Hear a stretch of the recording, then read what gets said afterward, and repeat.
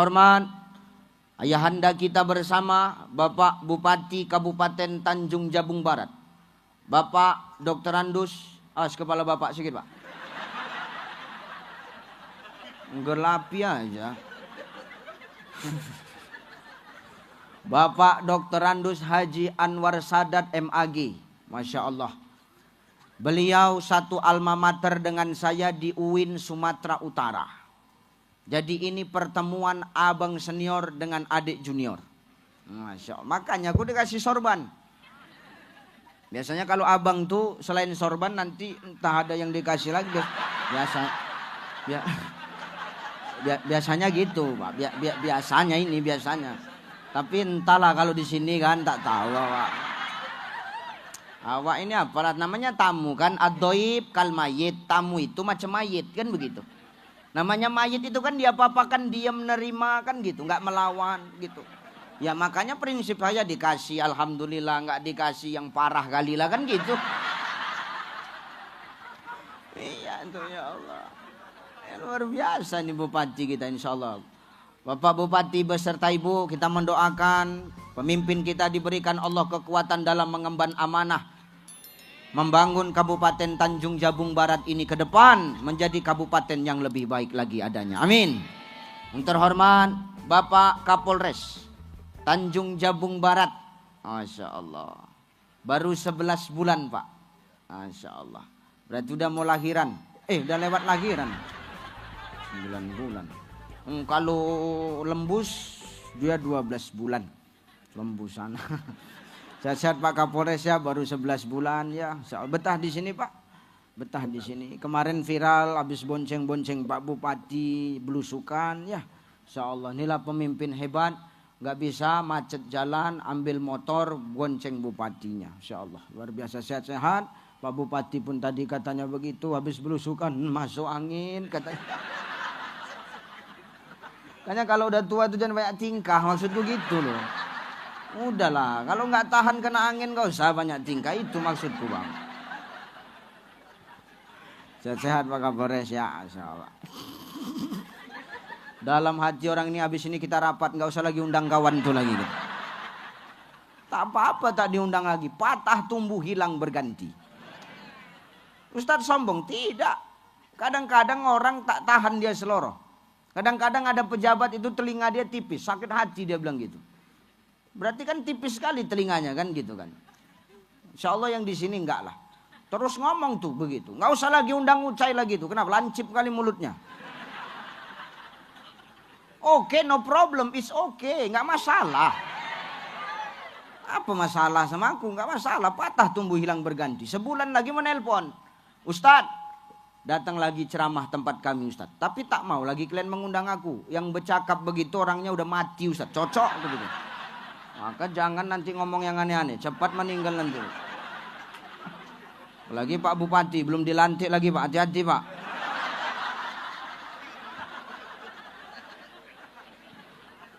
Terhormat Bapak Dandim yang dalam hal ini diwakili oleh Bapak Dan Ramil. Sehat-sehat Pak Dan Ramil. Memang begitulah Pak. Wakil itu tidak boleh duduk di depan, di belakang memang. Cocok itu.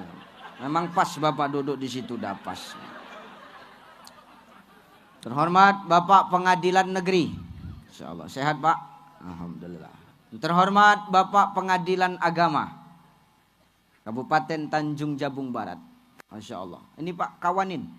Pak pengadilan itu harus kita kawani. Harus kita temani. Kenapa Ustadz? Banyak nomor janda sama beliau banyak.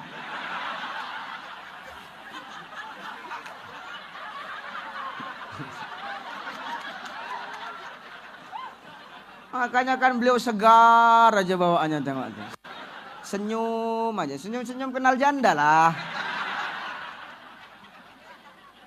Insyaallah.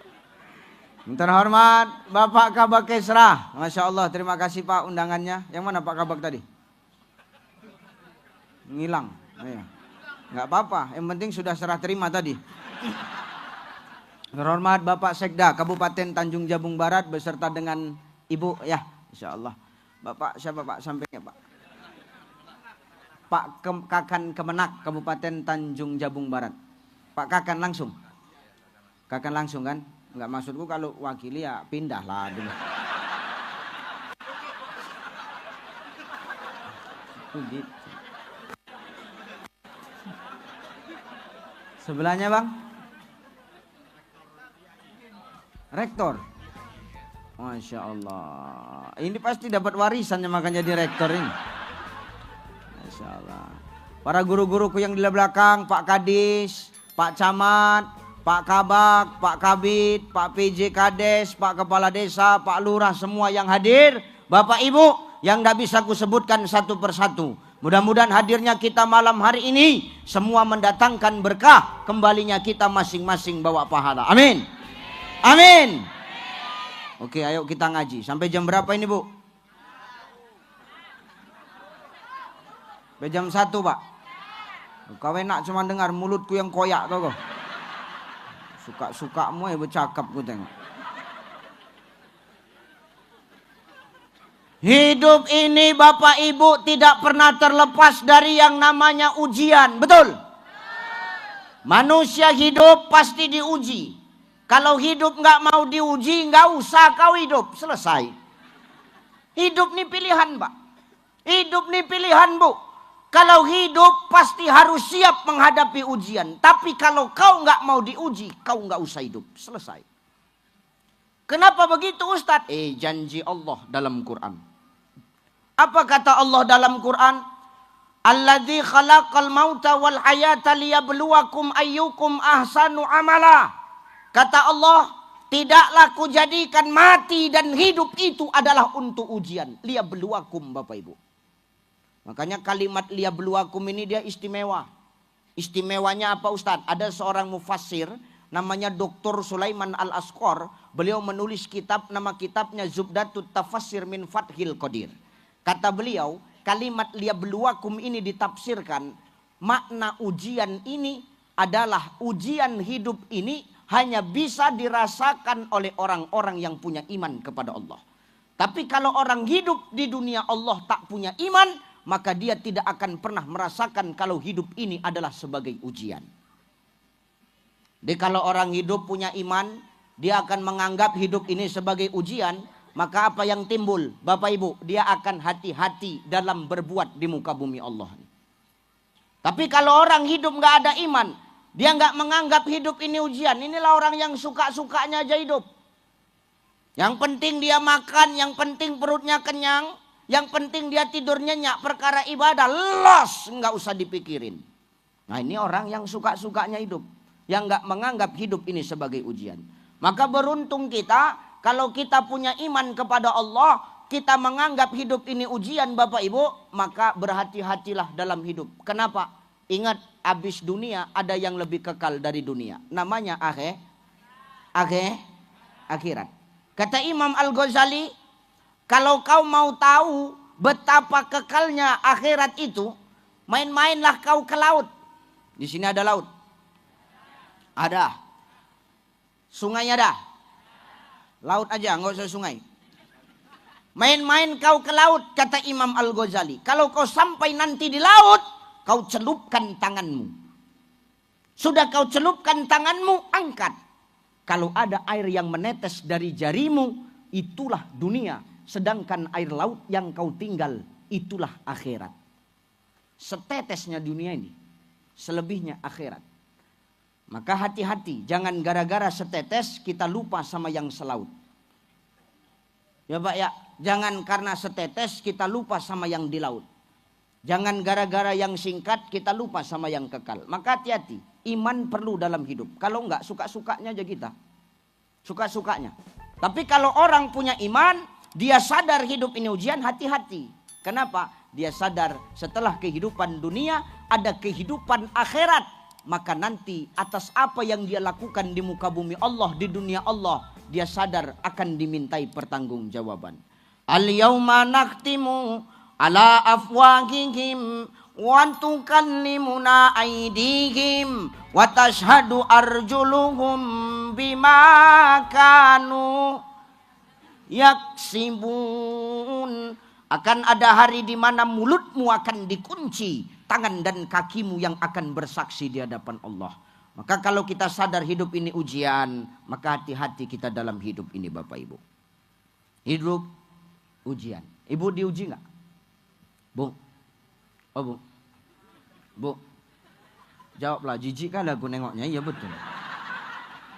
Jawablah bu. Ini ciri-ciri istri bandal nih begini. Ustadz yang manggil aja diam, apalagi lakinya. Mana diopeninya itu? Bu? Ibu hidup diuji nggak? Diuji nggak bu? Diuji nggak? Ini malam nih, ibu diuji tidak? Apa ujian ibu? Duduk bersempit-sempitan. Ini ujian ini Pak Bupati. Duduk bersempit-sempitan, berkipas, menguap ketiak kawan sebelah. Itu pun ujian itu. Ibu diuji betul? Bapak diuji nggak Pak? Bapak diuji nggak Pak? Apa ujian Bapak? Ini mak lampir. Menghadapi mak lampir ini pun ujian. Ibu diuji, bapak diuji. Pak Bupati diuji nggak? Diuji nggak Pak? Diuji.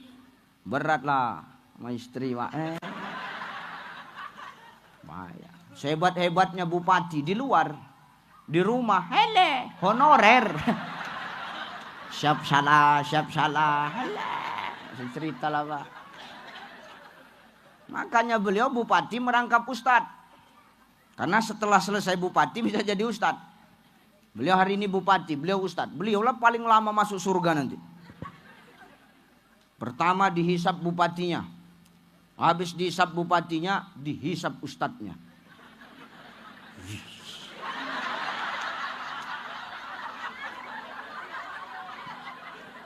Makanya pilih salah satu Pak.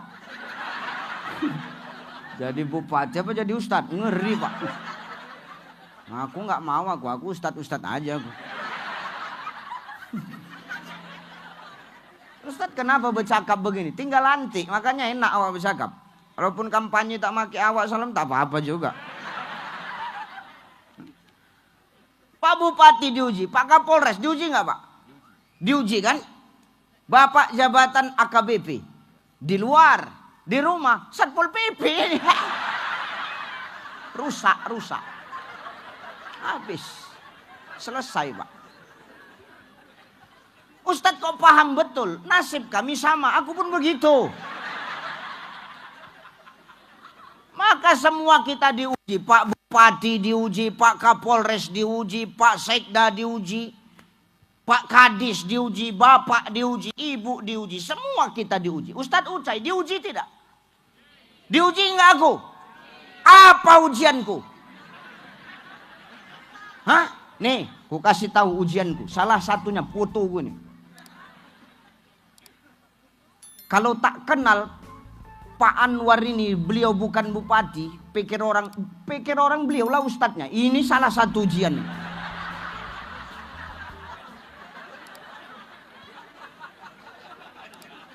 Kenapa begitu? Foto beliau jelas, foto saya ngeblur tuh, tengok tuh.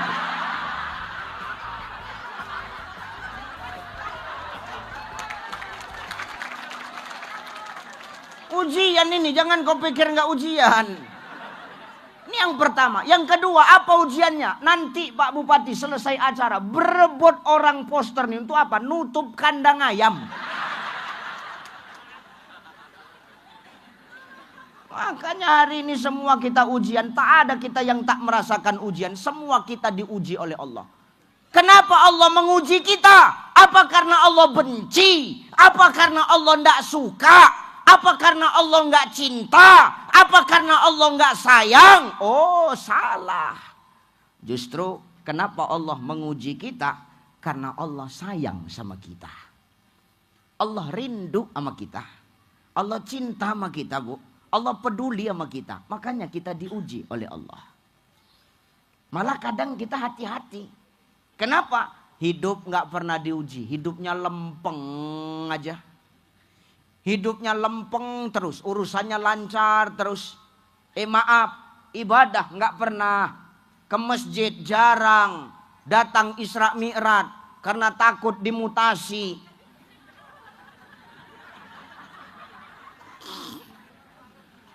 Baca Quran nggak pernah, tapi hidupnya mulus saja. Ini yang kita hati-hati. Kenapa Ustadz? Bisa jadi istidraj.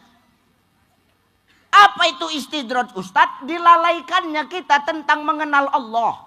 Dilalaikannya kita tentang kewajiban beribadah dan bertanggung jawab kepada aturan Allah. Dimudahkan Allah urusan kita. Supaya apa? Makin jauh kita dari Allah. Sehingga nanti ketika kita wafat tinggal enak hitungannya sama Allah Ta'ala. Nggak ada lagi cerita hitung-hitung amal. Campakkan terus ke neraka. Maka justru kita yang diuji ini kita senang. Kenapa? Allah ingin mendewasakan kita. Ayyukum ahsanu amala. Allah pengen tahu amal siapa yang paling baik di antara kita. Ada yang tahu amal siapa yang paling baik di sini? Ada yang tahu? Ada Bu? Bu, ada yang tahu amal siapa yang paling baik di antara kita? Bapak ada yang tahu amal siapa yang paling baik di antara kita? Coba ada yang tahu nggak? Tunjuk tangan aja, satu orang. Amalku paling baik Ustadz. Coba ada yang berani bilang gitu, biar ku pijak batang lehernya. Tidak ada kita yang tahu amal siapa yang paling baik di antara kita ini. Yang tahu siapa? Hanya Allah. Makanya maaf, yang berhak menilai amal orang, yang berhak menilai amal ibadah orang, perkara baik buruknya orang, soleh tidaknya orang, solehah tidaknya hamba Allah, itu bukan manusia. Sekalipun kita lebih hebat daripada dia, kita nggak berhak menilai amal orang, Pak. Kenapa? Yang berhak menilai amal kita itu, menilai makhluk itu hanya Allah. Allah kan yang maha menciptakan makhluk, maka yang berhak menilai makhluk hanya yang menciptakan makhluk. Kalau bahasa sekarang, yang boleh ngatur cuman donatur. Yang berhak menilai makhluk, yang berhak menilai hamba, ya yang menciptakan makhluk, bukan sesama makhluk. Betul ya? Apa udah tentu amal orang yang duduk di atas ini lebih baik daripada yang di bawah? Belum tentu. Yang di atas belum tentu baik, apalagi yang di bawah.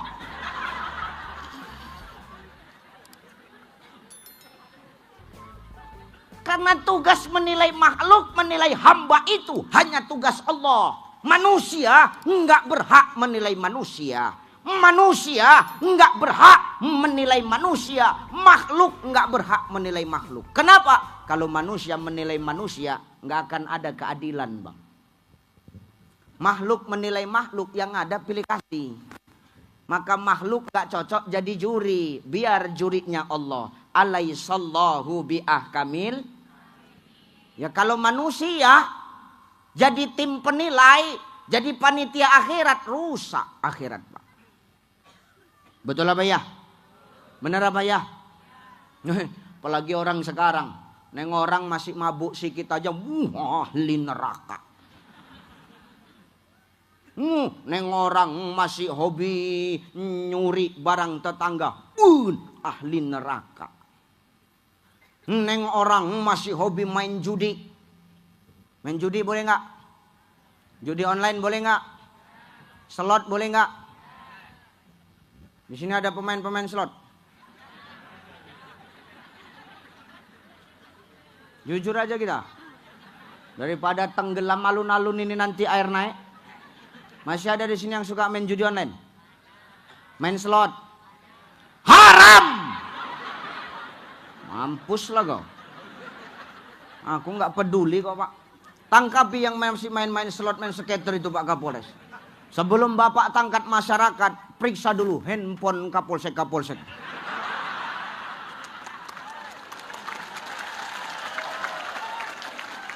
Takut kok orang itu pula agen chipnya. Ini yang bahaya. Judi online, slot, skater haram. Tapi kami nggak pakai chip, Ustadz. Haram. Nggak pakai chip kok haram. Kenapa haram? Kau bisa lalai dari panggilan Allah, Pak. Udah nggak usah tengok-tengokan kau. Tengok aku aja kau. Nggak usah dengar kau. Alah, kau pun juga banyak kali cakap. Nggak usah, tengok aku aja. Nggak pakai chip, Ustadz. Haram. Kenapa? Kau bisa lalai dari panggilan Allah, Pak. Azan di masjid. Hayya 'alas shalah.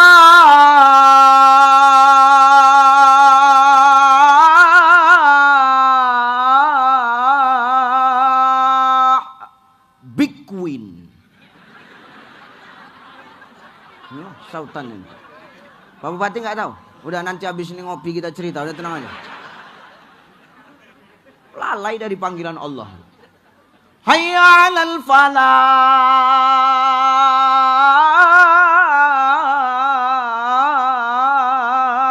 Super win. Ustadz kok tahu? Dulu sempat main juga.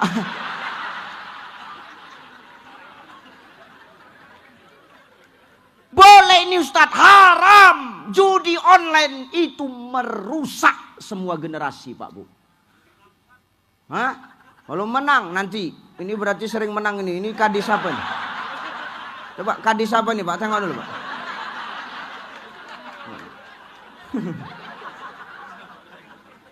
Ini hati-hati kita. Hati-hati awak ini. Haram. Walaupun kau tak pakai chip, kau bisa lalai dari panggilan Allah. Tapi kalau nggak pakai, kalau kami pakai chip Ustadz lebih haram. Kenapa Ustadz? Kalau kau kalah, kau melarat, kau miskin, kau kiri. Kalau kau menang, kau kasih makan uang itu sama anak istrimu. Demi Allah yang kau masukkan adalah sesuatu yang haram. Betul Bu? Betul Bu? Yang baik aja kadang-kadang yang kita kasih makan ke mereka belum tentu jadi baik. Apalagi sesuatu yang haram. Jauhi itu. Uninstall sekarang. Katakan tidak pada slot. Tapi linknya gacor Ustadz. Nggak ada cerita gacor.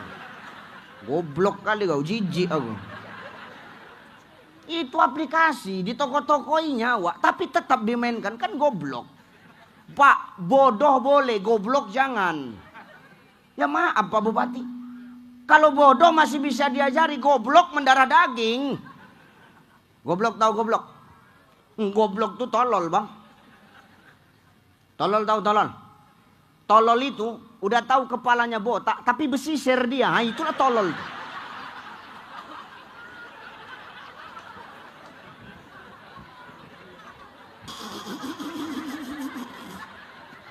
Geram kali aku ya. Ini kenapa aku sampaikan Ustadz? Maaf. Aku berbincang-bincang dengan beberapa Kapolda, Pak Kapolres. Apa kata beliau? Ini harus Ustadz sampaikan dimanapun Ustadz ceramah perkara judi online ini. Kenapa Pak Kapolda? Kejahatan judi online itu lebih parah daripada kejahatan narkotika. Kenapa begitu? Orang makin narkoba Ustadz, kata Pak Kapolda. Sembunyi-sembunyi. Tapi orang main judi online asalkan ada paket, ada wifi di mana terduduk di situ nyepin. Hati-hati Bu, tengah malam lakimu belum tidur, handphonenya mereng, positif, A1, nyelot.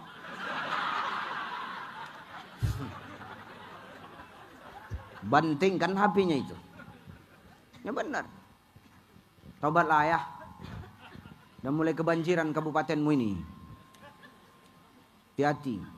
Jangan sampai gara-gara kelakuan awak, orang yang tak bersalah pun ikut Pak. Betul Bu? Betul Bu? Kasihan anak binikmu kau kasih makan yang haram tuh. Takkan menjadi darah daging. Elok kau belikan beras. Makan sama-sama. Kenyang perutmu. Paham kau Pak? Kau jangan ngangguk-ngangguk aja. Geram kali aku nengoknya iya. Ya, tolong. Balik lagi.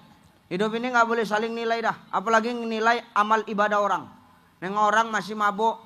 Neng orang masih hobi berjudi. Neng orang masih hobi nyuri, maaf, belum tentu dia itu lebih buruk daripada kita Pak. Maaf, lebih baik daripada kita. Belum tentu dia lebih buruk daripada kita, belum tentu. Kenapa Ustadz? Hari ini dia kita lihat orang yang belum baik, belum kenal Allah. Belum dekat kepada Allah, belum dekat kepada masjid, belum dekat kepada majelis ilmu. Tapi tengok, ketika hidayah Allah itu sampai kepadanya, bisa jadi dia jauh lebih baik daripada kita. Walal akhiratu khairul laka minal. Akhir itu lebih baik bagimu daripada permulaan, kata Allah. Maka yang Allah lihat itu bukan kita yang sekarang. Hari ini orang nengoki Ustadz Ucai orang baik, kata orang. Kata Allah, kan belum tentu Pak Bupati. Wah, Ustadz Ucai orang alim, kata orang. Kata Allah, belum tentu. Ya maaf, memang benar Bu. Ini yang ngomong sekarang kan belum tentu lebih baik daripada yang dengar ini kan. Ini kan perkara siapa yang pegang mic aja sekarang ini. Ini yang ngomong belum tentu lebih baik daripada yang dengar. Bisa jadi yang dengar ini jauh lebih parah. Enak kali kau aku yang bercakap, aku pula yang rugi kau buat. Nggak bisa lah. Kan dalam hidup ini kita nggak usah sok menilai amal orang lah. Kalau hidayah sudah datang kepadanya, bisa jadi dia jauh lebih baik daripada kita. Mana contohnya? Robi'ah Adawiyah. Tuh Robiatul Adawiyah kenal Bu? Bu, Robiatul Adawiyah kenal? Robiatul Adawiyah kenal? Sarolangun. Allahu Akbar.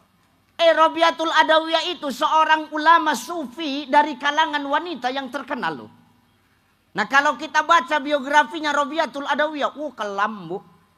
Kelamnya kenapa Ustadz? Maaf, sebelum jadi ulama sufi yang terkenal, maaf, beliau itu, maaf, pelacur yang banyak dipakai sama orang. Ya benar, sampai-sampai Hasan Al-Basri ditolak cintanya sama Robiatul Adawiyah ketika hidayah itu sampai kepada dirinya. Apa kata Hasan Al-Basri? Wahai Robiatul Adawiyah, kenapa engkau berani menolak aku sedangkan aku adalah seorang ulama besar? Hasan Al-Basri. Wahai Robiatul Adawiyah, cintaku sudah mentok sama yang menciptakan aku, Allah. Cinta makhluk gak butuh lagi sama aku, Hasan Al-Basri. Tapi kan kau dulu maaf seorang pelacur. Kalau kutanya kepadamu wahai Robiatul Adawiyah, kata Hasan Al-Basri, sudah berapa banyak laki-laki yang tidur denganmu? Robiatul Adawiyah tak bisa menjawab Bapak Ibu. Cuman diam aja. Kenapa? Saking kan banyaknya. Tapi tengok ketika hidayah itu sampai kepada hatinya. Luar biasa Pak.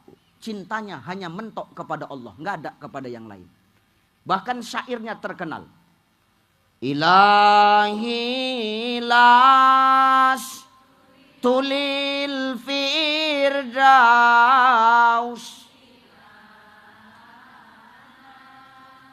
wala aqwa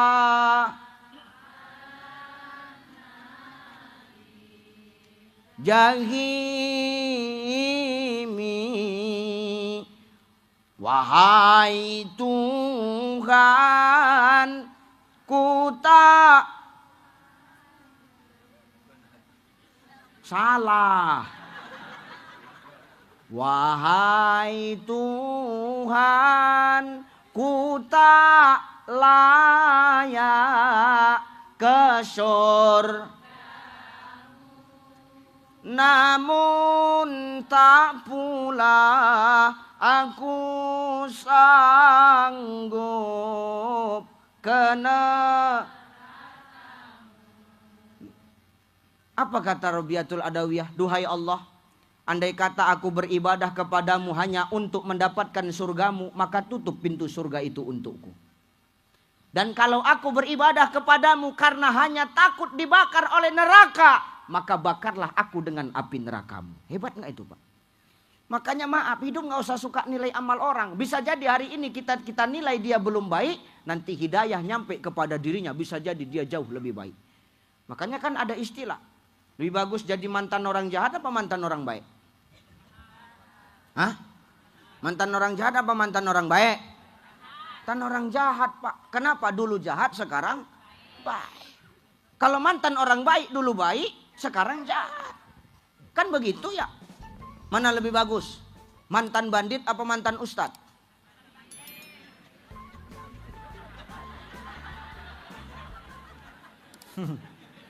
Mantan bandit apa mantan ustadz? Mantan bandit. Oke, no problem. Mantan bandit lebih baik. Oke.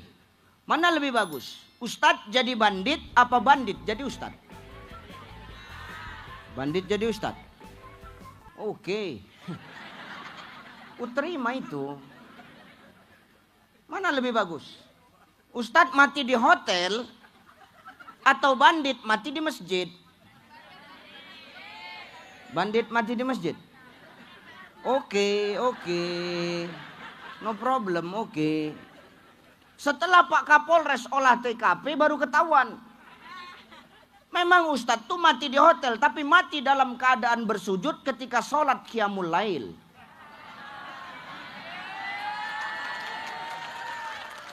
Bandit tuh memang mati di masjid, tapi mati kena pukul orang sekampung karena nyuri kota impa. Enggak, kok kayaknya kau zolim kali kau malam ini sama aku kau. Ya. Maka dalam hidup ini kita nggak boleh suka menilai amal orang ya Pak. Makhluk menilai makhluk nggak pantas. Manusia menilai manusia nggak cocok. Kenapa? Tugas menilai hanya tugas Allah. Jadi Ustadz, kita sebagai makhluk, sebagai manusia, tugas kita apa? Ingat, tugas makhluk bukan saling menilai, tapi tugas makhluk adalah saling mengingatkan. Watawasau bil haqq, mengingatkan dalam kebaikan dan mengingatkan dalam kesabaran. Yang penting kita sudah ingatkan. Perkara yang diingatkan, mau dengar atau tidak, mau ikut atau tidak, mau nurut atau tidak, mau berubah atau tidak, bukan urusan kita. Kenapa? Yang penting tugas kita, tanggung jawab kita sebagai sesama makhluk untuk saling mengingatkan sudah kita tunaikan. Selebihnya urusan Allah Subhanahu wa ta'ala. Maka hidup ini ujian. Tolong kalau hidup ini ujian, tolong hati-hati. Jangan suka menilai satu sama lain. Jangan suka menilai kita sama kita. Kenapa? Keadilan gak akan pernah ada. Yang ada hanya pilih kasih di antara golongan dan kelompok-kelompok tertentu. Betul? Betul? Betul Bu? Bu, jangan suka nilai orang ya. Apalagi nilai orang dari penampilan. Gak boleh. Gak boleh ya Bu ya. Bu, tadi begitu aku datang masuk, Ibu yakin gak kalau aku yang dipoto itu? Yakin gak Ibu? Kalau yakin alhamdulillah. Yang tak yakin yang jemput saya di bandara tadi Pak Bupati. Saya pakai bagasi.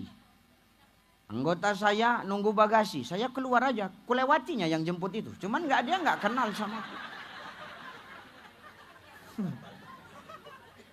Biasa aja kok. Tolong amankan kondisikan anggotamu Pak Kabakesra ya. Dilewatinya aja aku, selalu aja aku.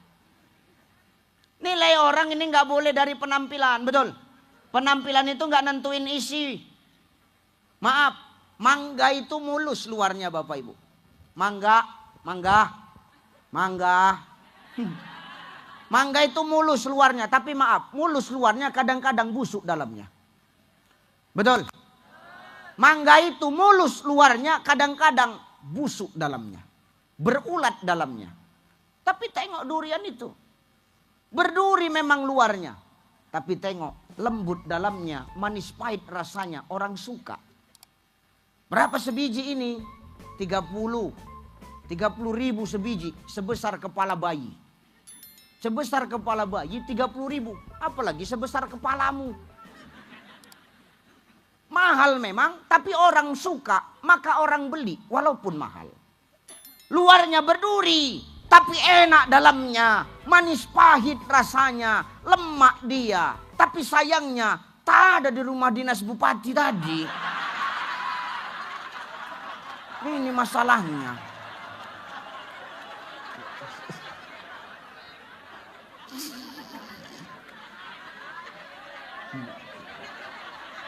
Memang gak ada tadi Bang.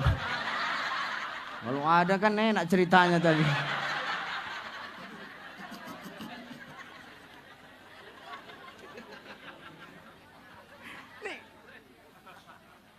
Maka maaf, penampilan tidak menentukan itu orang baik atau enggak, betul? Wow, itu Ustadz Ucai orang baik itu. Kok tahu kau? Dari jenggotnya nampak. Umpama. Maaf, ini jenggot enggak jadi aturan dia orang baik atau orang jahat Bang. Kalau jenggot jadi tolak ukur dia orang baik. Oh maaf. Perkara jenggot, kambing berjenggot. Ustadz ngajak orang berjenggot. Oh tidak, aku bilangkan diriku sendiri karena aku pun berjenggot. Makanya orang ini hidup jangan menilai orang dari penampilan. Karena Allah pun bukan itu yang kita dipandang Allah. Kalau perkara penampilan orang bisa masuk surga, kupastikan orang Tanjung Jabung Barat ini tak ada yang masuk surga. Kupastikan Pak Bupati. Kalau memang karena penampilan ya, karena cantiknya, karena gantengnya, kupastikan orang Tanjung Jabung Barat ini tak ada yang masuk surga. Positif itu ah. Kenapa begitu Ustaz? Tidak ada yang cantik, tidak ada yang ganteng. Tapi Allah itu adil. Allah tidak menilai seorang hamba dari penampilannya. Betul? Kalau perkara penampilan, perkara cantik, perkara ganteng, orang masuk surga. Maaf, orang sini nggak ada yang masuk surga. Jadi yang di surga siapa Ustaz? Para artis. Karena cuma mereka yang ganteng Pak Kapolres. Kalau bupati berat lah kan gitu. Ya benar Pak. Yang ganteng, yang cantik itu cuma para artis. Jadi yang di surga cuma para artis. Sahrukan, Amir Khan, Aldebaran, aku.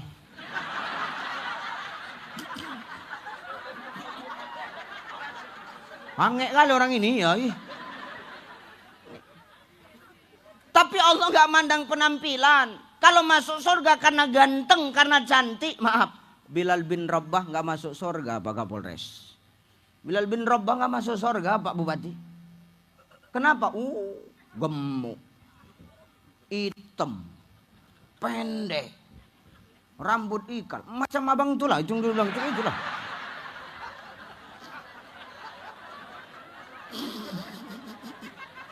Ini benar ya. Tapi kan Allah gak mandang itu. Allah memandang hati makhluknya. Ini udah mulai masuk kajinya nih. Pelan-pelan aja Pak Bupati ya. Alon-alon asal kalah. Ini pelan-pelan nih. Tapi kan Allah gak mandang fisiknya. Kalau mandang fisik berat Bilal bin Rabah masuk surga. Tapi yang dipandang Allah hati. Betul ya? Mana buktinya? Tengok. Rasul itu sampai heran. Bukan iri ya. Ini harus kita garis bawahi. Rasul nggak pernah iri sama siapapun Pak. Rasul terkejut. Kenapa? Kenapa Rasul terkejut? Karena Rasul kaget. Kagetnya kenapa? Bilal bin Rabah masih hidup. Tapi terompanya, sandalnya sudah terdengar sampai ke surga. Masih hidup orangnya Pak. Tapi sandalnya udah terdengar di surga. Pak Kapolres, sepatumu udah ada di surga.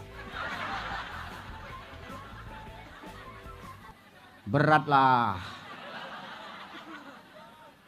Pak Bupati. Sepatu Bapak udah ada dengar di surga? Entah ada entah enggak. Ya benar. Tuh sepatu saya yang selalu saya bawa ceramah kemana-mana. Udah ada belum di surga? Enggak. Kok sok tahu kali kau? Apa udah kau tengok rupanya? Beratlah. Nggak ada. Belum tentu ada Pak. Tapi Bilal bin Rabah masih hidup orangnya. Masih sudah ada sendalnya di sorga. Kenapa? Orangnya biasa saja. Tapi hatinya bersih kepada Allah. Makanya di bulan Rajab ini, maaf Bapak Ibu, kita melaksanakan Isra Mi'raj ini. Supaya apa? Kita tahu caranya mengenal Allah lewat zikir. Makanya di pangkal ayat surah Al-Isra ayat 1. Allah meletakkan kalimat subhana. Subhanalladzi asra bi abdihi lailam minal masjidil haram ilal masjidil. Maha suci Allah yang telah memperjalankan hambanya pada suatu malam dari masjidil haram ke masjidil aqsa. Alladzi barakna haulahu linuriyahu min ayatina. Yang sekelilingnya kami berkahi kata Allah. Apa makna berkah itu Ustaz? Makna berkah itu Bapak Ibu perlindungan. Berkah itu artinya perlindungan. Ini maaf, kalau malam nih hujan, kira-kira kita yang di bawah terata nih, kena hujan nggak? Kenapa nggak kena? Karena ada perlindungan, ada terata. Maka kita jangan heran kenapa Rasulullah itu berangkat Isra Mi'raj dengan ruh dan jasadnya. Tidak hancur ruh dan jasadnya, tidak hancur jasadnya. Karena Allah yang melindungi, barokna. Itulah perlindungan itu tadi. Semut Medan bisa nggak sampai ke Kuala Tungkal nih? Bisa nggak? Kenapa bisa? Masuk dia ke koperku, kurang kerjaan kali semut ini. Begitu aku ganti baju, keluar dia.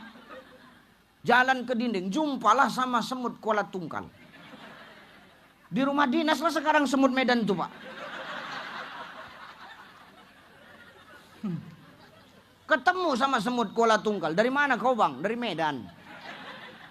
Sama siapa kau datang? Sama Ucai. Naik apa? Pesawat. Mana bisa semut naik pesawat? Buktinya aku bisa, kata dia.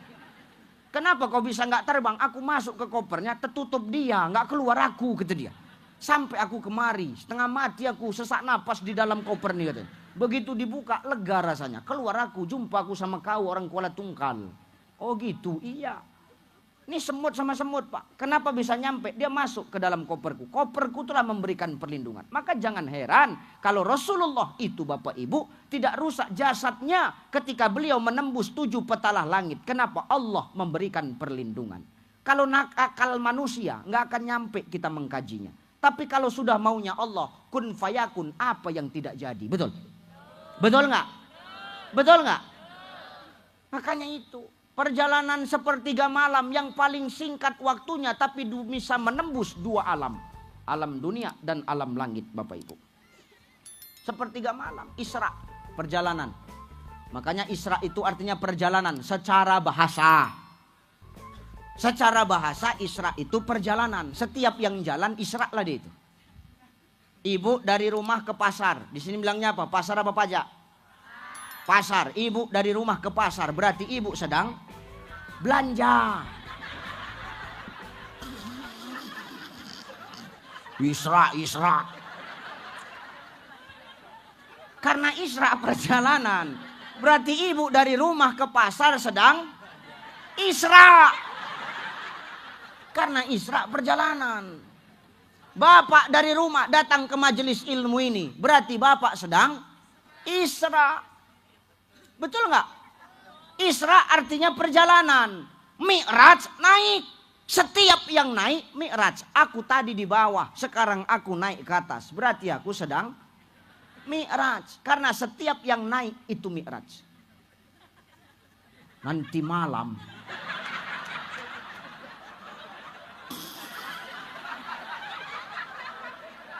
Nanti malam. Kalau ada yang naik, Bu, jangan lagi kau kaget. Dan kalau kau ditanya, Pak, ngapain Bang? Mi'raj.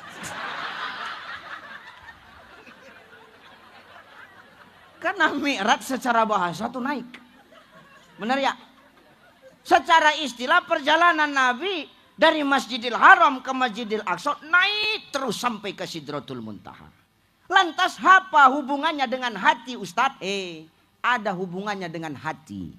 Bagaimana mungkin Rasulullah bisa sampai kepada Allah, bertemu dengan Allah kalau berangkat dari langit dunia dengan hati yang kotor, penuh dengan kebencian dan penuh dengan penyakit hati, Bapak Ibu. Makanya Rasulullah sebelum beliau Isra Mi'raj melaksanakan panggilan Allah, melaksanakan undangan Allah untuk menjemput perintah sholat 50 waktu sehari semalam menjadi 5 waktu sehari semalam, dibelah dulu dadanya. Siapa yang mengoperasi? 3 dokternya. Pertama Jibril, bagian nengok-nengoknya ini. Yang kedua Mikail. Mikail itu siapa, Ustaz? Malaikat pengatur rezeki. Mikail. Yang ketiga siapa? Israel, bagian eksekusi. Israel itu tukang eksekusi, Bu. Ini malam ini malaikat semua turun, termasuk Israel. Hati-hati, yang berdiri-berdiri ini mau dicekekkan. Ini 3 malaikat yang mengoperasi Nabi. Kenapa, Ustadz? Jangan sampai yang namanya Muhammad ketemu sama Allah, berangkat jumpa sama Allah, hatinya masih menyimpan penyakit. Dibelah dadanya, dicuci pakai air jam-jam, sudah bersih, dimasukin, ditutup, baru berangkat. Maaf, sekarang pertanyaanku, orang Kuala Tungkal, Kabupaten Tanjung Jabung Barat, apa mungkin membersihkan hati itu dengan belahnya dibelah dadanya? Mau Ibu? Bapak mau? Makanya Allah punya cara. Ini khusus Rasulullah karena dokternya langsung malaikat aman. Nah kita nggak mungkin. Kan begitu ya. Makanya Allah kasih kita cara. Bagaimana Allah memberikan cara? Isyarat Allah di Quran surah Al-Isra ayat 1 tepat di pangkal surahnya itu. Subhana. Maka maknanya di bulan Rajab ini Bapak Ibu kita suruh memperbanyak berzikir, memuji nama Allah supaya apa? Bersih hati kita dari penyakit hati. Kenapa harus bersih dari penyakit hati? Karena sekarang kita berada di bulan Rajab. Bulan Rajab ini adalah gerbangnya menuju Ramadan. Bagaimana mungkin orang mau Ramadannya sampai? Bagaimana mungkin orang mau ikut puasa, mau ikut ngerjakan terawih, tadarus, mau berubah kelakuannya karena puasa berat. Kalau maaf, ketika di bulan Ramadan penyakit hatinya masih ada. Maka inilah caranya. Cemana bersihkan hati kita dengan zikir. Ala bi zikrillah tatmainnul qulub. Dengan zikir maka hatimu akan tenang. Zikir, Bu. Subhanallah walham wala wallah subhan walham wala wallah. Dengan zikir itulah bersih hati kita dari penyakit hati ini, Pak. Kalau sudah bersih hati kita sampai kepada Ramadan, hati yang bersih itulah yang nanti di ujung Ramadan akan mendapatkan ijazah la'allakum tattaqun dari Allah Subhanahu wa taala. Bagaimana kita mau dapat ijazah la'allakum tattaqun kalau kita sendiri menghadapi Ramadan masih memiliki penyakit hati kepada sesama di antara kita? Makanya kata salah satu hadis tasawuf, setiap sesuatu itu ada pencucinya. Dan pencuci hati itu adalah zikrullah. Zikir ingat kepada Allah. Bu, pendekatan tasawuf sedikit. Ibu kalau baju kotor, ibu cuci kan? Betul? Ibu nyuci baju kotor tuh pakai apa? Ya aku tahu pakai air.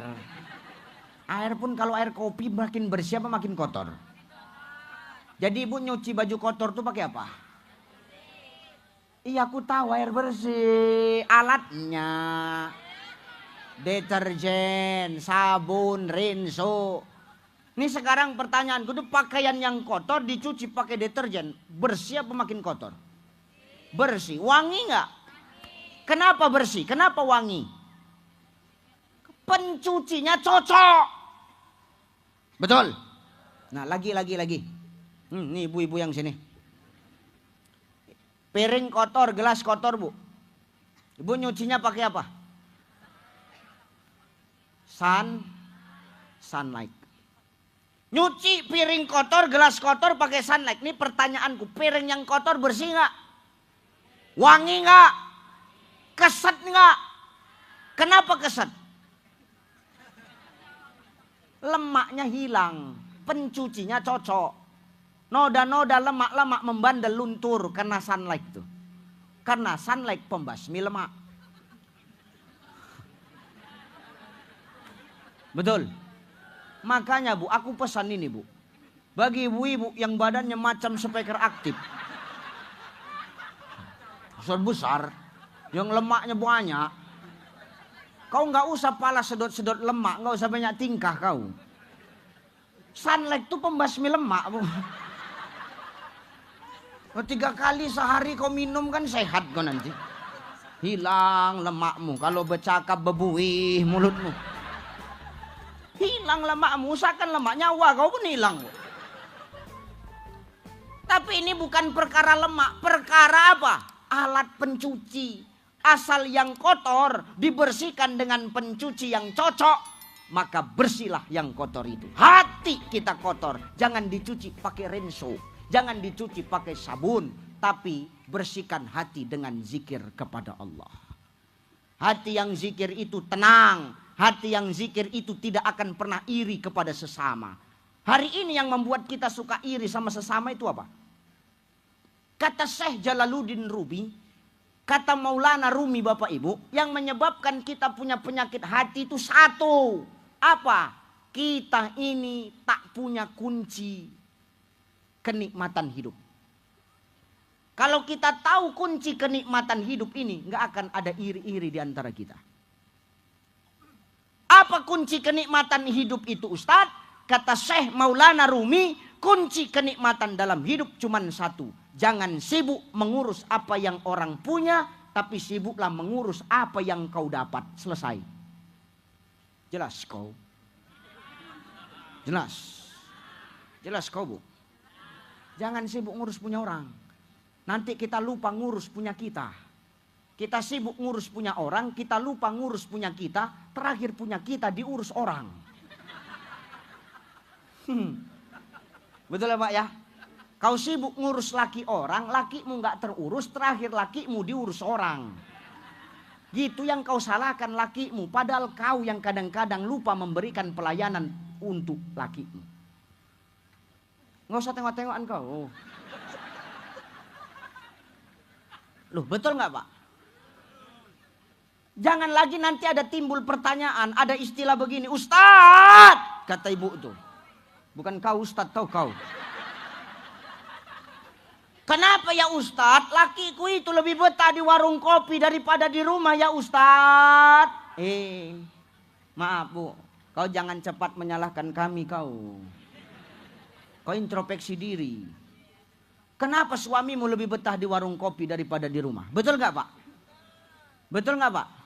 Jawab, nggak usah takut kau.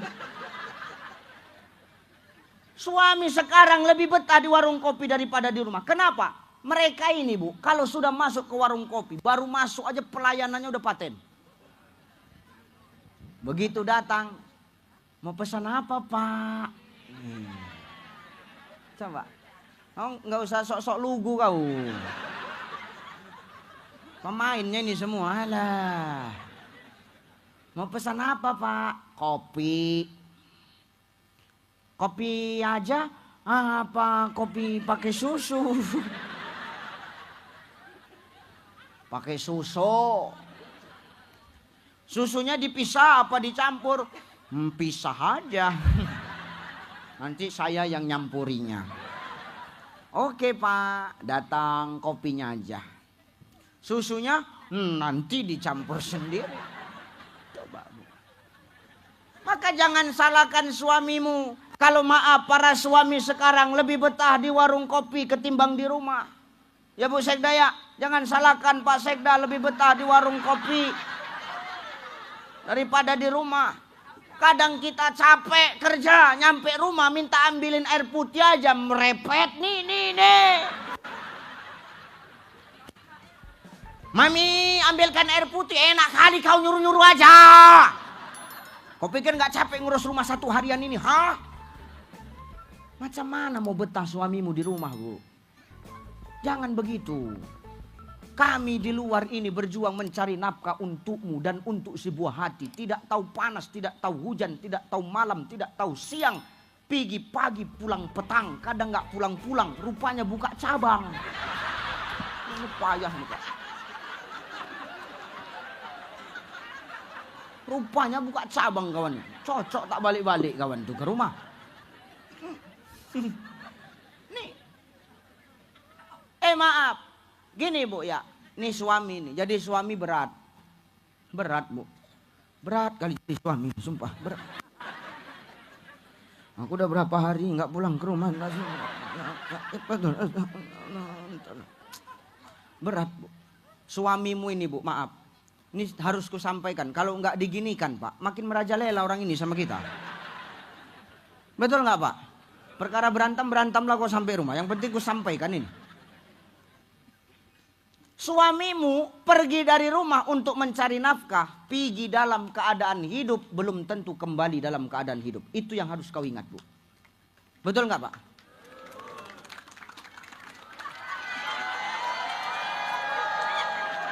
Kan? Dari sini aja udah mulai nampak perpecahan itu kan? Ini positif berantem sampai rumah ini. Ya benar tuh. Benar bu. Suamimu itu pergi mencari nafkah keluar dari rumah. Maaf, dia pergi dalam keadaan hidup. Belum tentu suamimu kembali dalam keadaan hidup. Itu yang harus kau ingat. Kami tidak minta apa-apa. Kami hanya minta doa ketika kami keluar dari rumah itu. Supaya kami pergi selamat, pulang pun dalam keadaan selamat. Minta doa. Cemana doanya? Kau cukup kecup tangan kami ketika kami keluar rumah. Selesai kok Pak. Sepele Pak. Tapi itu berarti untuk kita. Betul? Mau pergi dek. Pergi dulu abang kerja ya dek ya. Iya bang. Hati-hati ya bang.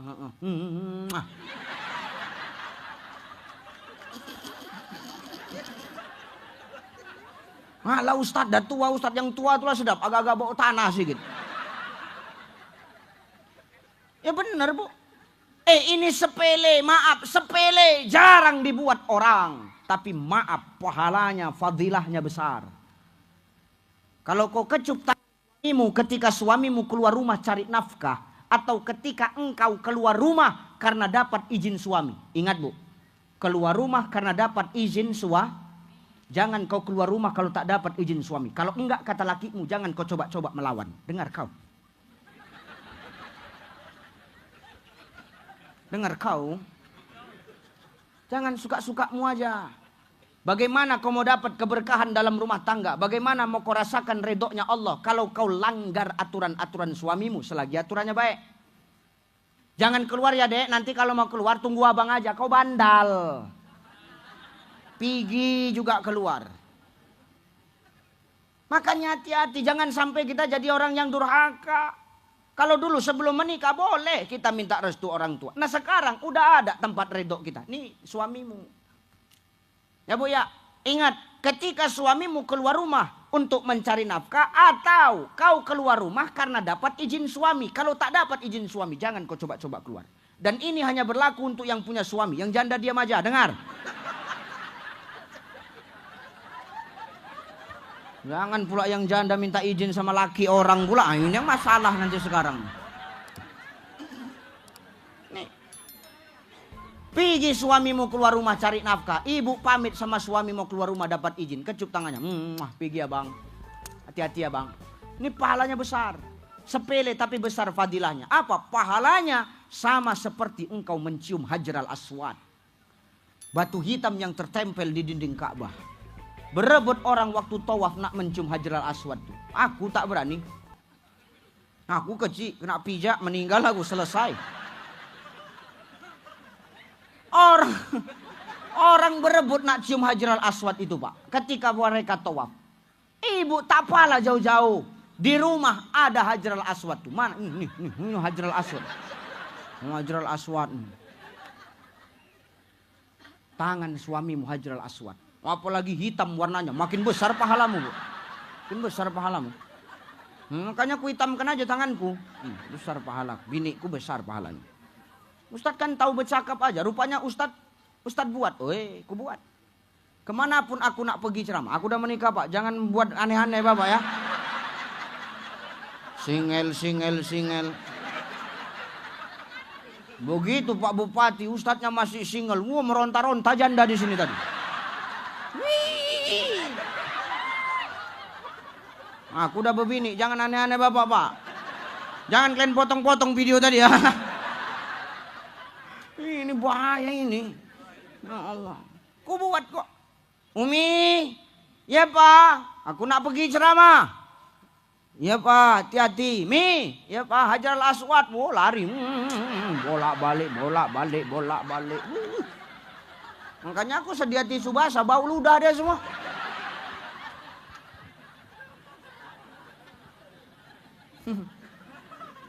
Makanya maaf.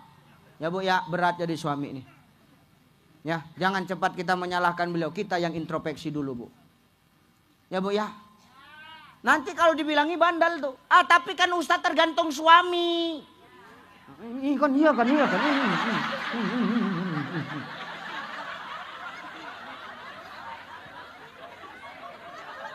Tenang pak. Ku bela kau malam ini. Tenang aja. Tapi kan tergantung suami Ustadz. Baik buruknya istri itu kan tergantung suami. Siapa bilang? Aku nggak setuju. Nggak ada baik buruknya istri tergantung suami. Siapa yang bilang? Kalau baik buruknya seorang istri karena suaminya, tengok. Fir'aun. Fir'aun kenal? Fir'aun lah. Fir'aun. Fir'aun tuh kelakuannya lebih-lebih dari iblis, Pak. Maaf. Iblis angkat jempol sama Fir'aun. Didatangi iblis Fir'aun. Apa kata iblis? Paten kau Fir.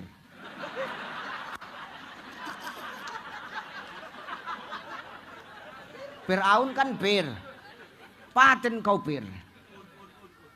Kenapa gitu iblis? Fir'aun sama iblis CS, Pak. Kenapa iblis? Hebat kau Fir. Aku seiblis-iblisnya aku Fir. Dari apinya aku diciptakan Allah. Dikeluarkan aku dari surga karena membangkang kepada Allah. Tapi aku tak pernah mengaku Tuhan Fir. Kau manusia Fir. Mengaku Tuhan yang patenanlah kau Fir, kata iblis. Angkat jempol, itulah patennya aku iblis, kata Fir'aun. Maaf, suaminya kelakuannya lebih dari iblis. Laknatullah. Tapi punya istri namanya Asiyah, tetap taat kepada Allah. Berarti kan gak tergantung suami, Bu. Jelas kau. Jangan cepat menjawab mulutmu itu, jelas. Kalau gak digini kan payah, Pak. Gak terbuka wawasannya. Asik kita aja yang dizoliminya. Dalam hati Pak Bupati cocok ini untuk bahan. Ustadz belum bisa menerima kami Ustadz. Kau belum bisa menerima? Oke, ku kasih contoh lagi. Nuh kenal Nuh?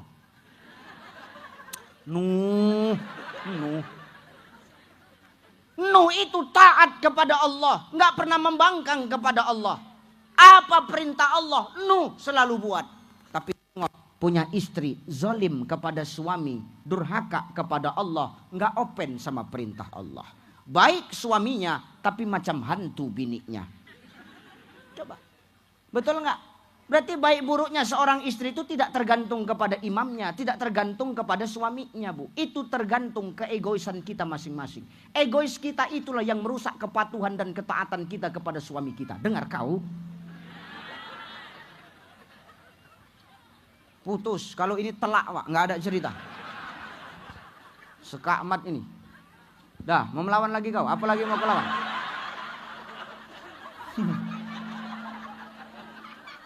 Menjawab aja dari tadi, jijik pula aku, iya geram aku nengok. Maka itu, jangan begitu. Ya Bu ya, Bu, bersihkan hati. Ya. Jangan melawan sama suami. Ya Bu ya. Bu. Taubatlah. Ini sudah gerbangnya Ramadan, bulan Rajab. Maka orang yang hatinya bersih dia tenang. Orang yang hatinya bersih dari penyakit hati, dia akan paham dengan pekerjaannya. Dia akan paham dengan hidupnya. Harus dibawa kemana, untuk siapa, dan hanya karena siapa dia berbuat. Zikir awak. Banyak zikir, tenangkan hati kita. Orang yang zikir hati dia tenang. Zikir itu tidak mesti subhanallah walhamdulillah wala ilaha illallah wallahu akbar. Enggak. Zikir itu tidak mesti itu. Kita duduk di majelis ilmu ini pun zikir. Maka Pak Bupati kalau mau maaf, Kabupaten Tanjung Jabung masyarakatnya ini baik, maka rajin-rajin di desa itu buat pengajian. Supaya apa? Eling, ingat masyarakatnya sama Allah. Kalau sudah ingat kepada Allah, maka tidak akan ada hati yang condong kepada keburukan. Aman, damai, tentram, bahagia masyarakatnya. Betul? Maka yang hanya menyebabkan penyakit hati itu karena kita sibuk ngurus punya orang. Kita lupa ngurus punya kita. Pantang tak top nengok tetangga lebih hebat. Ngapain Bu? Perkara titipan semua ini. Nggak usah kita recokkan. Orang kalau sudah punya penyakit hati, perkara air minum pun bisa berantem, Pak. Enggak. Ini perkara ini, Pak. Bisa berantem ini, Pak, Bu. Kalau orang punya penyakit hati. Jelas. Mau kubuktikan. Nih, sekarang begini. Ibu, Yang membuat kita ini nggak enakan. Kita sibuk ngurus punya orang karena kita suka tertipu sama bungkus. Tapi kita lupa sama manfaat, Pak. Sekarang begini, Bu, minummu sama minumku sama apa beda? Kan? Beda. Ibu pakai cup kecil, aku pakai botol. Secara bungkus beda, Pak. Secara bungkus memang beda. Pertanyaanku, isinya sama-sama putih nggak? Isinya kalau diminum sama-sama menghilangkan haus nggak? Selagi manfaatnya sama, cuman beda bungkusnya, apa yang perlu kau recokkan? Kita kadang tertipu sama bungkus tapi lupa sama manfaat. Inilah yang suka buat kita berantem satu sama lain. Betul apa ya? Nengok tetangga baru lebih hebat. Heboh, nengok tetangga beli kipas, kau kepanasan, ngapain? Tetangga beli AC, kau kedinginan di rumah, ngapain, Bu? Nggak usah pikirkan kali sampai demam-demam kayak gitu. Nengok tetangga beli mobil, wow, ibu nih beli bodrek. Kenapa Ustaz? Pusing kepalanya mikirkan tetangga. Kita jangan tertipu dengan bungkus. Karena selagi bungkus itu beda tapi manfaatnya sama, maka itulah tanda keadilan Allah. Allah selalu tahu apa yang kita butuhkan, bukan apa yang kita inginkan, saudaraku.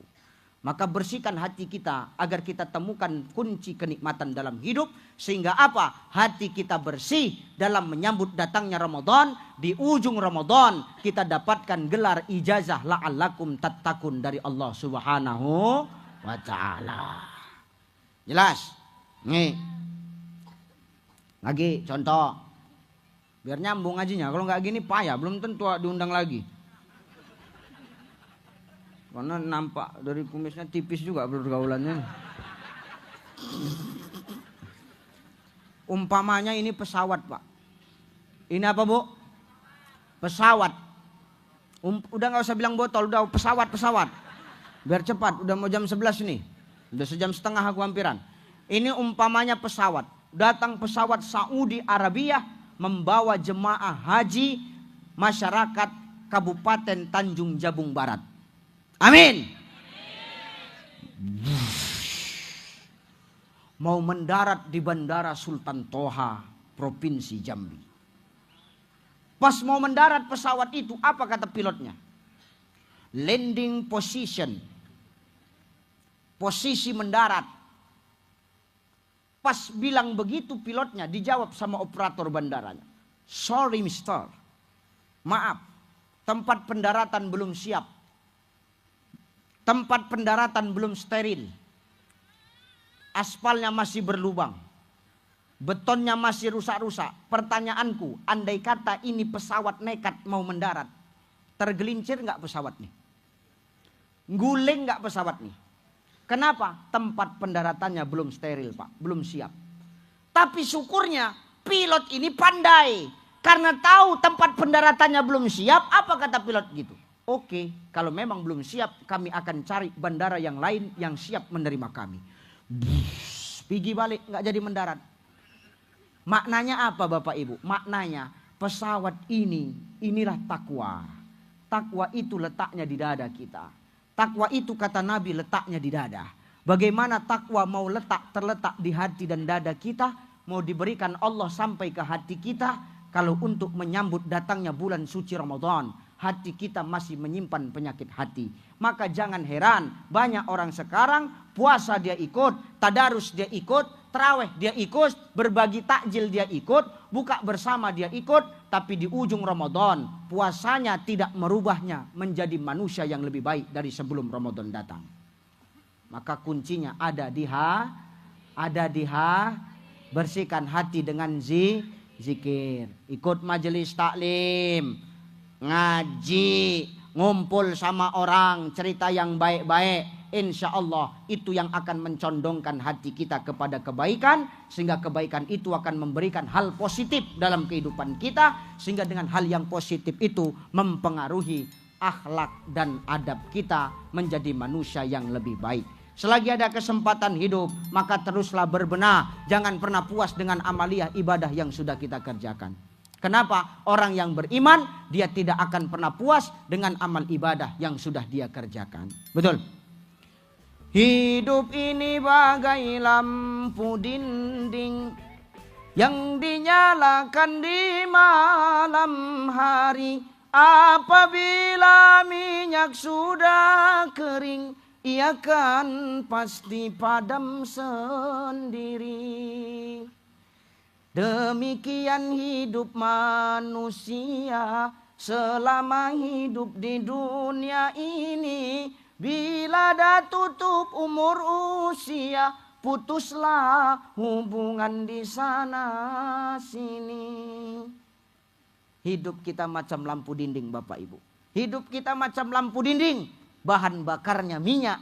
Asalkan minyak itu habis. Tanpa kita tiup, tanpa kita suruh mati. Maka lampu dinding itu akan mati sendiri. Maka selagi nyawa itu masih ada sama kita, dititipkan Allah kepada kita, teruslah berbenah, bersihkan hati kita agar elok kelakuan kita. Sehingga apa? Dengan eloknya akhlak kita, eloknya adab kita, kita menjadi manusia yang bermanfaat di tengah-tengah umat adanya. Amin. Allahumma amin. Dua. Yang pertama tadi apa? Hidup uji. Yang kedua banyakin zi.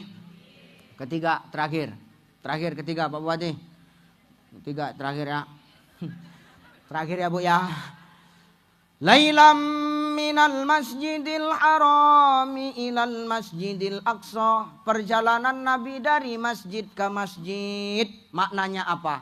Di bulan Rajab ini Bapak Ibu, melalui perintah sholat 5 waktu sehari semalam. Di waktu Rasul mendapatkan perintah sholat 5 waktu sehari semalam, disitulah kewajiban mulai datang untuk menegakkan sholat 5 waktu. Sampai kapan? Sampai kita mati. Sampai kita mati. Mulai dapat perintah itu udah wajib sampai nanti kita mati. Maka perjalanan Nabi dari masjid ke masjid maknanya apa? Dalam hidup ini Bapak Ibu, gantungkan hati kita kepada masjid. Jadikan masjid sebagai sentralnya umat. Jadikan masjid adalah tempat kita bernaung ketika kita datang kepada Allah Subhanahu wa taala. Ramaikan masjid supaya apa? La fatahna alaihim barokatim minas sama'i wal ard. Berkah dari langit dan bumi datang untuk negeri Tanjung Jabung Barat ini. Amin. Buat peraturan. Begitu jam zuhur masuk Pak Bupati, buat peraturan. Seluruh kepala dinas, staf dan semua honorer wajib sholat zuhur di masjid. Di musolah kantornya. Supaya apa? Berkah Tanjung Jabung Barat ini. Pemimpinnya ulama, pemimpinnya umaro. Bupati Tanjung Jabung Barat jadi ulama bisa, jadi umaro bisa. Maka harus ada beda dari kabupaten-kabupaten yang lain. Betul? Begitu bunyi azan zuhur, stop semua pekerjaan. Sholat. Habis sholat lanjut lagi pekerjaan. Fantashiru fil ard. Baru kau bertebaran di muka bumi Allah. Maka masjid itu harus jadi sentral umat. Supaya apa? Berkah dari langit dan bumi turun. Ini yang pertama. Yang kedua, kenapa harus ke masjid Ustadz? Kenapa Rasul berjalan harus dari masjid ke masjid?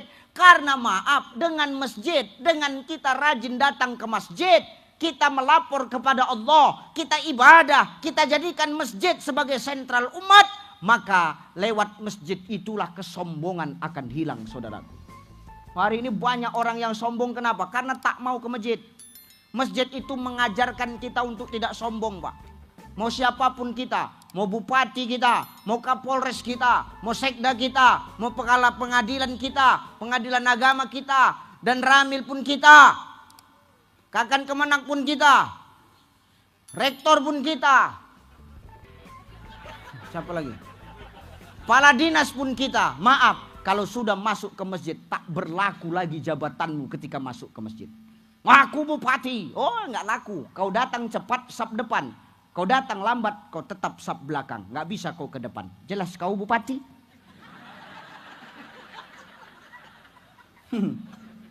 Kenapa? Karena sudah masuk ke masjid tak ada lagi status sosial kita. Yang kita bawa jabatan cuma satu. Apa Ustadz? Abdillah, hamba Allah. Kalau sudah kita bawa pangkat hamba Allah, maka tak ada pangkat dunia yang dipandang Allah. Yang dipandang cuma satu. Inna akramakum indallahi atqakum. Hanya takwa yang dipandang oleh Allah Subhanahu wa ta'ala. Maka dengan kita ke masjid, masjid itulah yang akan menghilangkan kecongkakan kita, kesombongan kita di muka bumi Allah. Tengok tukang parkir jadi imam, di belakang ada pejabat, tukang parkir angkat takbir. Allahu Akbar. Di belakang pejabat. Ikut nggak angkat takbir? Ikut nggak? Berarti kan nggak ada bedanya tukang parkir sama pejabat di belakang. Semua kita hamba Allah. Nggak pernah kita tengok tukang parkir angkat takbir di belakang pejabat ruku. Ada? Berani kita melawan gitu? Tak berani. Kenapa? Kita berhadapan dengan Allah. Maka masjid itulah Pak yang akan menghilangkan kesombongan di muka bumi ini. Orang yang rajin ke masjid maka kesombongan akan hilang. Orang yang rajin ke masjid, kepala dinas yang rajin ke masjid, dia sadar bahwasanya jabatan kepala dinas itu hanyalah titipan. Suatu saat dia bisa jadi non-job. Betul? Hari ini dia camat. Kalau dia rajin ke masjid, dia akan sadar kalau jabatan camatnya itu hanya titipan. Dia akan sadar suatu saat dia akan non-job. Dan lain sebagainya. Dan bupati yang dekat dengan masjid, dia akan sadar kalau bupati itu jabatannya hanya titipan. Suatu saat dia akan menghadapi masa pensiun. Hari ini, sekarang ini dia dipanggil bupati. Setelah pensiun dia akan dipanggil Pak Mantan Bupati. Betul nggak? Betul nggak? Maka hari ini masjid itulah yang menghilangkan kesombongan. Makanya dengan sholat, inna sholata tanha anil fahsya'i wal munkar. Sholat mencegah dari perbuatan keji dan mungkar. Dengan rajin ke masjid, masjid akan menghilangkan kesombongan. Kalau kesombongan sudah hilang, maka akan terbangunlah yang namanya kerjasama dan sama-sama bekerja. Kerjasama aja nggak cukup Pak Kapolres. Karena kalau kerjasama aja Pak Bupati, nanti yang kerja anggota, pimpinannya cuma tolak pinggang. Ini kerjasama ini. Anggota kerja, pimpinan tolak pinggang. Tapi kalau sudah kerjasama dan sama-sama bekerja, mau anggota, mau pimpinan ikut turun ke bawah mengurus masyarakat. Itulah yang dibuat Pak Bupati Tanjung Jabung Barat ketika menengok banjir sampai turun dari mobil, naik motor dibonceng Pak Kapolres menembus kemacetan. Insya ini dia. Maka kalau sudah hilang sombong, kerjasama dan sama-sama bekerja akan terbangun. Egois hilang, sombong hilang, enak kita diajak musyawarah. Wasyawirhum fil amr. Kalau sudah enak bermusyawarah, maka insya Allah akan terciptalah negeri, daerah yang akan menjadi negeri yang baldatun, thayyibatun, warabbun. Tapi ingat, harus dipikirkan Pak Bupati. Apa yang kita pikirkan? Masjid itu kalau mau ramai dua. Satu, masjid ramai Pak Bupati tergantung siapa yang manggil.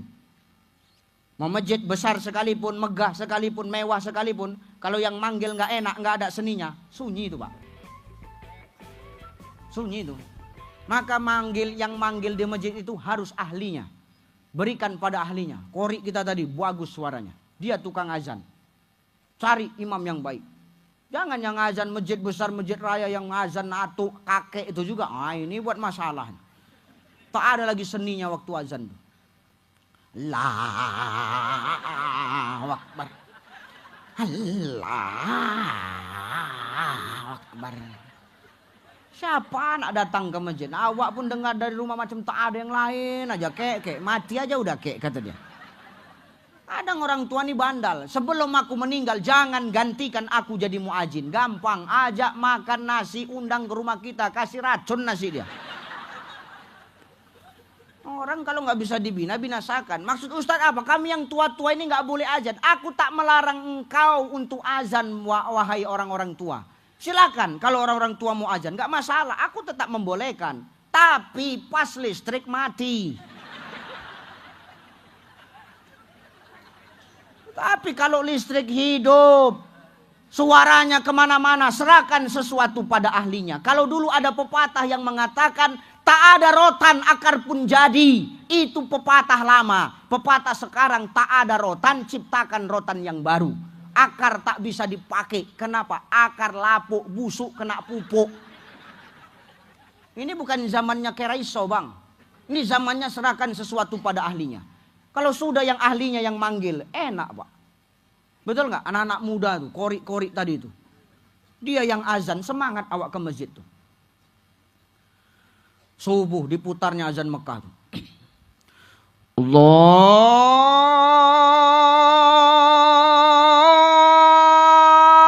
Akbar, Allahu Akbar. Banyak yang tak pernah ke masjid pun pagi itu datang ke masjid. Ngapain Ustaz? Nengok siapa yang azan.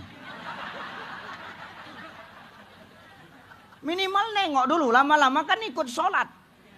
Terpancing awak, minimal penasaran, lama-lama terikut.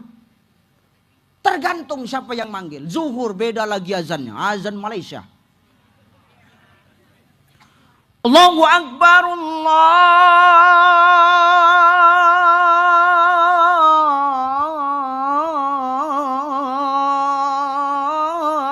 Akbar. Kalau sudah azan zuhur begini, mama dia pun keluar dari rumah. Mama yang keluar dari rumah bilang, "Oh Kak, ini yang azan anakku."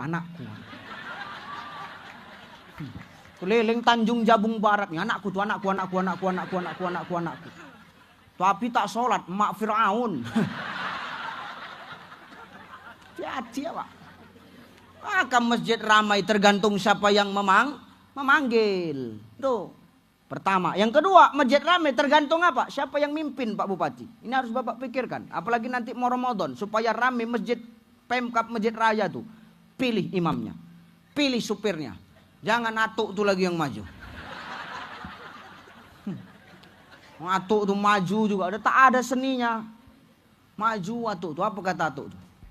Luruskan saf, rapatkan barisan. Awak pun iya.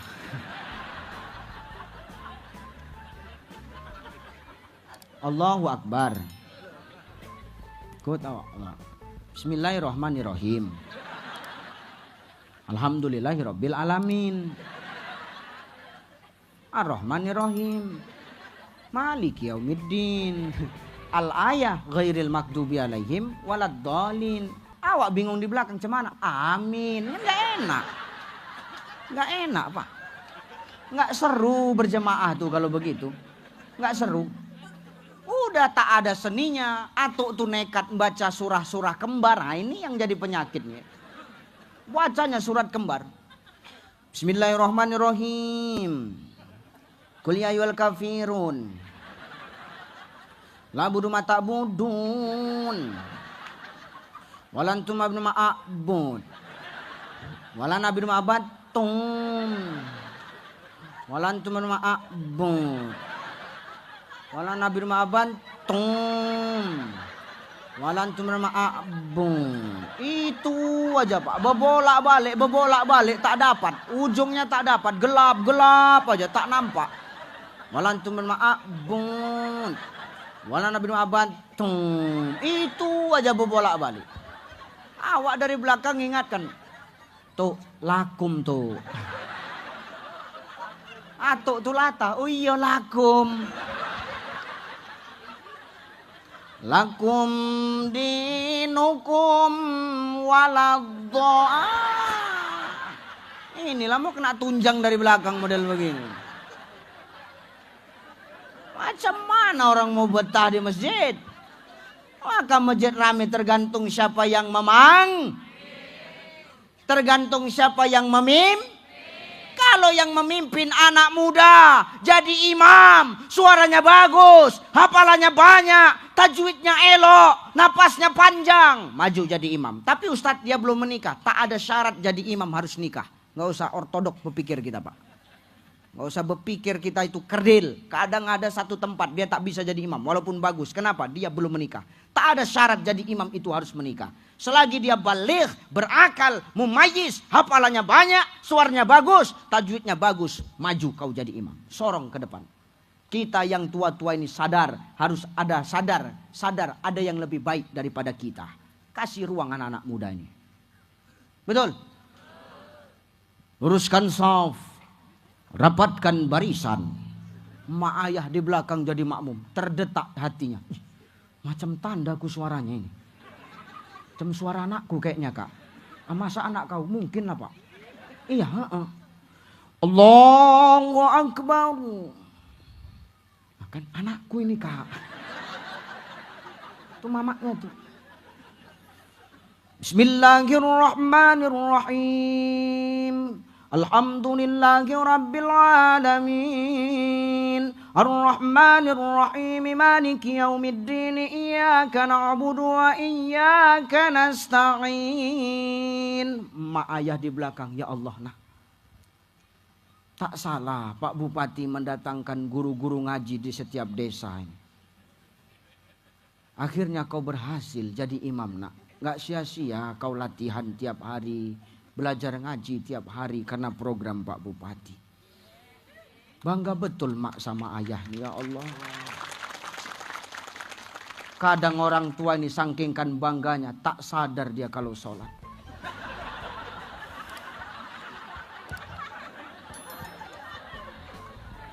Oh kak, anakku kak.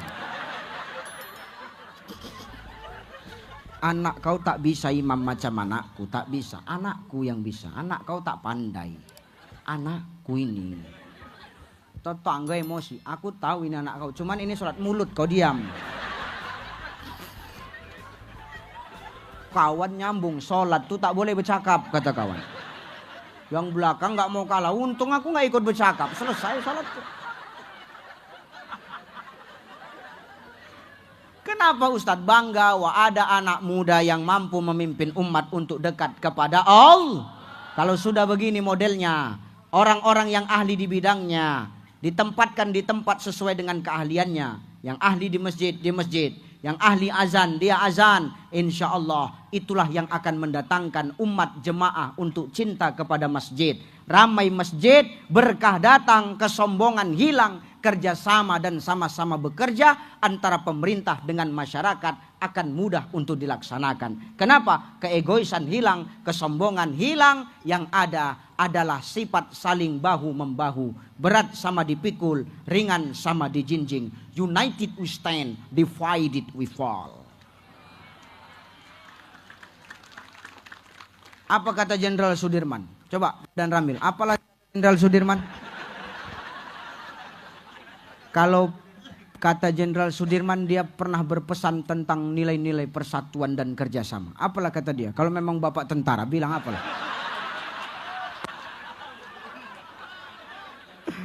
Kata Jenderal Sudirman, Panglima Besar Jenderal Sudirman mengatakan, tidak akan ada kemenangan tanpa adanya kekuatan. Kekuatan tidak akan terlahir tanpa adanya persatuan dan kesatuan. Persatuan dan kesatuan tidak akan pernah tercipta tanpa adanya silaturahim dan kerjasama di antara kita. Dan semua itu berawal dari mas. Berawal dari mas. Kalau masjid sudah ramai dengan jamaah, keegoisan hilang, kesombongan hilang, kerjasama dan sama-sama bekerja akan mudah terbangun di negeri Tanjung Jabung Barat ini adanya. Amin. Amin. Allahu Akbar. Dah, itu aja lah. Itu aja ya Pak Bupati ya. Dah ya, Pak Udan Ramil dah ya. Satu, hidup ini ujian. Tidak pernah lepas manusia hidup, makhluk hidup, hamba yang hidup beriman kepada Allah dari yang namanya ujian. Allah memberikan ujian karena Allah sayang sama kita. Allah ingin kita menjadi dewasa dalam menghadapi hidup dan kehidupan ini. Allah ingin tahu amal siapa yang paling baik. Allah ingin tahu siapa yang paling setia hambanya ketika diuji oleh Allah Subhanahu wa ta'ala. Intinya Allah ingin kita berhati-hati di muka bumi. Karena Allah mau tahu supaya kita tahu setelah kehidupan dunia ada kehidupan yang lebih kekal dari kehidupan dunia, yakni kehidupan akhir. Yang kedua, perbanyak zikir bulan Rajab supaya hati kita bersih, kita ngurus porsi kita, nggak ikut-ikutan ngurus porsinya orang.